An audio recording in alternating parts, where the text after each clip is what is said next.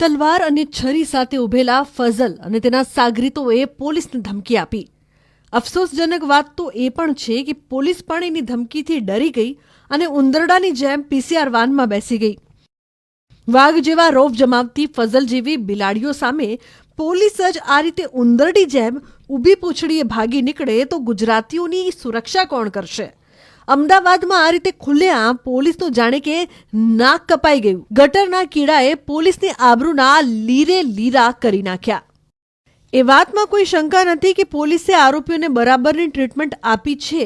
રાતે સિંહ બનીને ફરનારા પોલીસના હાથ પડતા શિયાળ જેવા બની ગયા છે.